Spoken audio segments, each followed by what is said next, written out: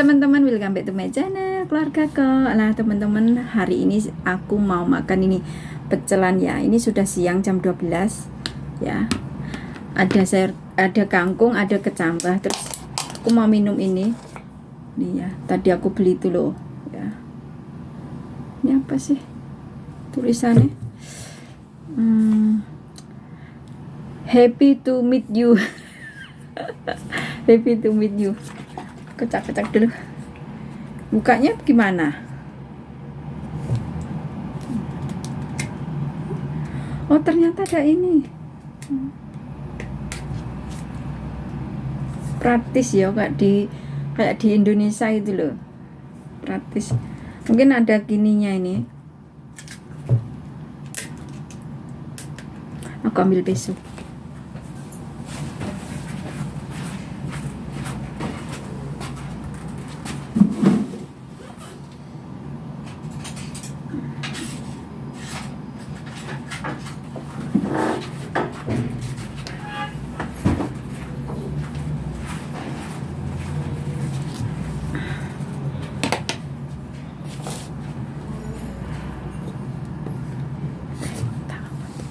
Aku mau makan pecel teman-teman nih. Aku tadi kan beli kangkung sama itu kecambah, aku bikin pecelan kayak gini ya.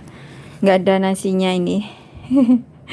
Sama kerupuk. Aku punya kerupuk teman-teman di rumah, sudah tak aku goreng. Aku makan pecel dulu, makan siangnya. Aku makan nih pecelan ya teman-teman. Terus aku punya ini juga. Ini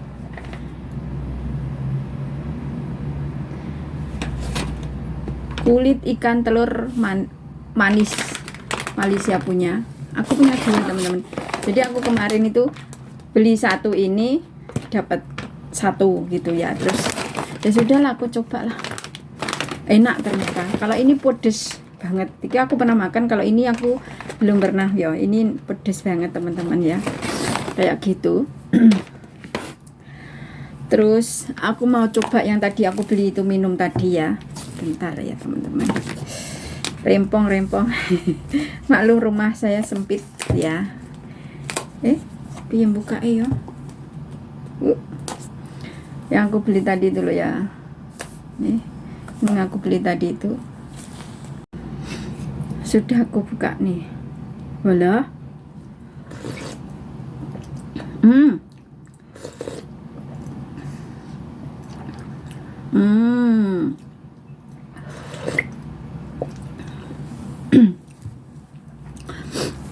Tak tunjukin ya. Nih, kelihatan nggak? Ternyata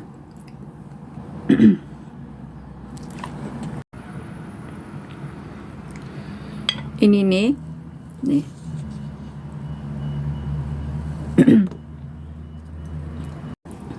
Ternyata itu teman-teman, santan sama kayak itu loh, apa yang di Indonesia itu loh teman-teman,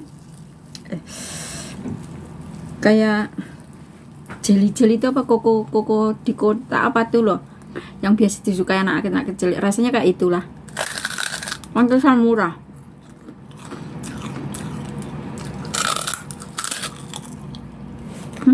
Makan dulu teman-teman ya. Saya sudah berdoa ya.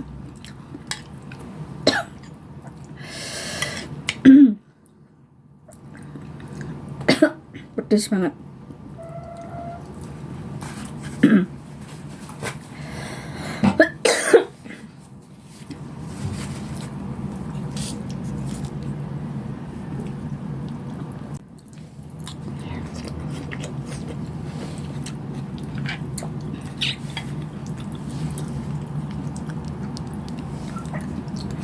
Aku makan dulu teman-teman ya, nanti kita sambung lagi ya. Nah teman-teman, aku sudah selesai makan ya. Karena beletotan. Nah, aku mau ini minum ini.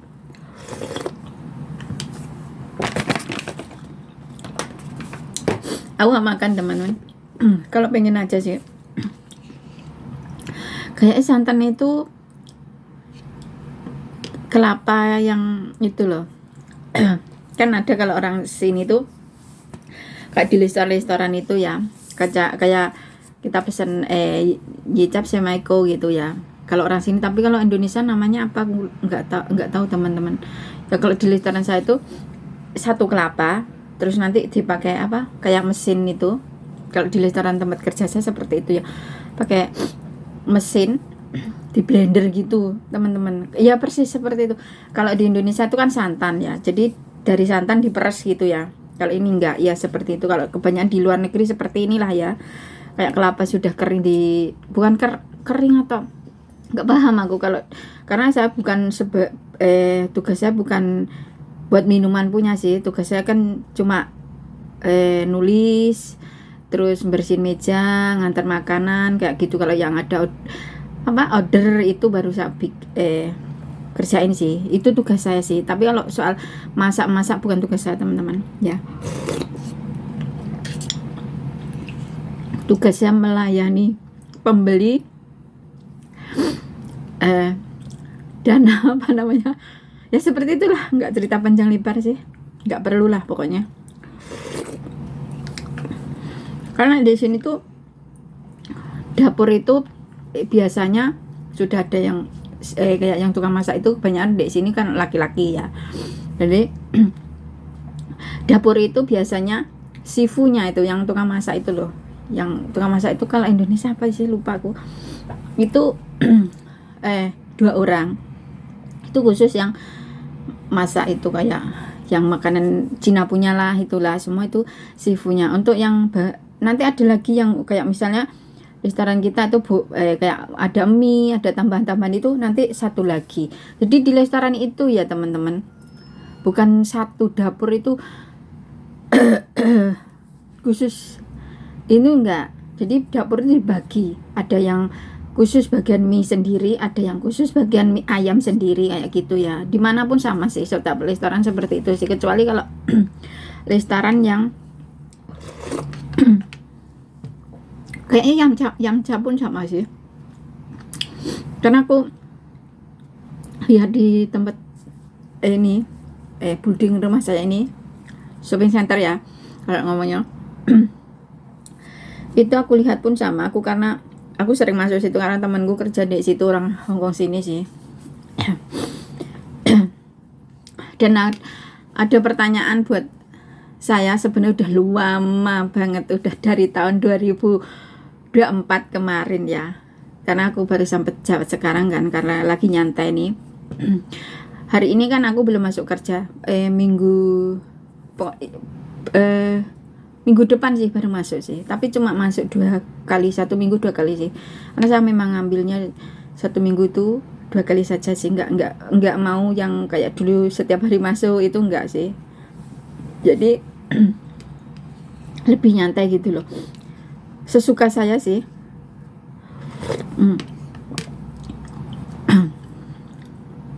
Aduh, aku lupa tadi pertanyaan apa ya. Aku lupa, enggak tak tulis. Lain kali saja ya teman-teman, karena saya lupa dek. Oh ya, soal gaji YouTube teman-teman ya, itu tergantung video kita ya. Kalau yang nonton banyak, terus YouTube itu kan ada saweran juga ta. Ada sawerannya juga yang ngasih itu loh. Tak kasih tahu ya. Bentar teman-teman. Aku tuh kan punya YouTube 2 ya teman-teman. Satu yang ini dan satunya yang Meriko itu sebenarnya YouTube saya lama sekali itu ya. Dan aktifnya itu akhir-akhir ini saja sih. Apa sih namanya? Bintang. Kayak bintang itu kita bisa disawer. Sawerannya itu bisa 2.000 ya. 2 juta lah pokoknya sekitar itu. Jadi kalau mau nyawer itu, misalnya kamu mau giveaway pada temen siapa mau berbagi, itu bisa nyawer di situ, bisa teman-teman. Dan aku tuh fokusnya ke YouTube itu kenapa ya teman-teman? YouTube itu tontonan banyak sedikit tetap dapat dolar, kitanya seperti itu ya. Jadi fokus aja sih. Makanya kalau kamu memang benar-benar ingin jadi YouTuber ya YouTube kamu di eman-eman, jangan main ini main itu, nanti kebanet ya, kayak gitu sih menurutku. Seperti itu sih, enggak yang neko-neko sih. Kalau menurutku seperti itu sih. Ya, itu jawaban saya, teman-teman. Kemarin ada lagi yang nanya kan, juga sih sama saya, berapa sih gaji kerja di restoran Hongkong? Tergantung restorannya. Ada yang 1 jamnya 60, ada yang 1 jamnya itu 75, ada yang 1 jamnya 65, tergantung teman-teman. Jadi nggak bisa dikatakan oh gajiku di sini banyak, gajimu di situ kok seperti itu. Enggak, jangan disamakan ya. Jadi setiap perusahaan atau kantor atau restoran itu mempunyai data sendiri mereka itu. Jadi tidak semua restoran itu gajinya 17.000, itu enggak. Misalnya McDonald itu kan itu sebagai manajer hanya 17.000. Itu McDonald. Itu karena kenapa gaji mereka cuma seperti itu? Karena itu perusahaan punya. Terus 1 jamnya itu yang kerja kayak saya misalnya ya, kayak masak itu kebanyakan gajinya rendah gitu loh, 50 atau 45 gitu loh teman-teman. Ada yang 55 gitu, kayak gitu loh sih teman-teman. Nggak begitu kalau orang Hongkong nggak begitu dipermasalahkan sih sebenarnya. Yang pasti kamu bisa kerja dan kamu mau kerja, gitu aja sih. Kalau di sini tuh kita punya KTP, asal kamu bisa nulis, bisa baca, bisa keterampilanmu apa, kamu bisa ngelamar kerjaan apapun, nggak ada yang menolak asal kamu mau kerja aja sih. Di Hongkong tuh seperti itu. Jadi nggak ada ceritanya di Hongkong tuh habis nikah nanti cari kerjanya susah. Nggak ada ceritanya, tergantung kamu mau kerja enggaknya, itu aja sih. Terus ada yang ngomong, loh kak, aku KTP-an baru 1 tahun, belum residen, bisa kerja nggak? Bisa teman-teman, jangan khawatir, asal kamu mau kerja. Entah itu kerja di toko Indonesia, kerja di McDonald, kerja bersih-bersih, mau kerja apapun asal kamu mau kerja. Kan setiap di situ ada lampiran cari orang itu, kamu itu nanya lah, nanti kamu isi data di situ. Kalau dia mau kamu ya dia telepon kamu, kayak gitu sih. Atau minta temen kamu, kak tolong masukin saya kalau cari orang gitu, nggak apa-apa asal kamu mau kerja. Kalau enggak ya nggak usah ribet sih menurutku. nggak usah dibikin pokoknya menurut saya ya. Kalau menurut anda aku nggak tahu. Kalau menurut saya kerja di Hongkong setelah kita menikah di Hongkong ya, itu tergantung kamu mau kerja atau enggaknya, itu tergantung diri anda sendiri. Bukan kamu eman-eman gitu, enggak. Itu tergantung kamu, hak dari suami kamu, izinkan atau enggak itu terserah kalian ya. Kalau menurutku seperti itu sih. Tapi kalau aku itu kerja semenjak anakku umur 2,5 tahun, semenjak kelas TK Kiwan itu teman-teman, TK apa namanya, TK 0 kecil lah. Dari situ aku sudah kerja teman-teman, karena waktu itu saya kan lagi nganggur, anak saya juga 1 hari sekolah, jadi bisa dititipkan kayak gitu. Jadi aku kerja sampai sekarang SMP ini. Jadi berapa tahun hitungan sekarang, anakku udah 13 tahun ya, sudah 13 tahun kerja di restoran saya ya. Itu kerja di restoran ya. Terus yang sebelum kerja di restoran itu ya, waktu aku habis nikah itu ikut suamiku antar barang gitu. Tapi itu perusahaan orang sini punya lah, bukan kayak kiriman barang Indonesia, bukan itu teman-teman. Jadi aku waktu habis nikah ikut suami kerja, bantuin suami lah istilahnya sampai melahirkan. Habis melahirkan itu 1 tahunan kalau nggak salah itu aku nggak ikut. Jadi ngomong anakku itu sampai umur 1,5 tahun kayak gitu sih berhentinya. Terus habis itu anakku masuk TK, kerja lagi. Jadi sudah 13 tahun saya kerja di restoran itu. Seperti itu teman-teman jawaban saya yang sering bertanya di inbox, di Facebook, di di WA saya dan di YouTube saya. Sudah saya jawab ya. Nah, terima kasih yang udah nonton video saya hari ini. Jangan lupa like, comment, dan subscribe. Selesai. Bye-bye.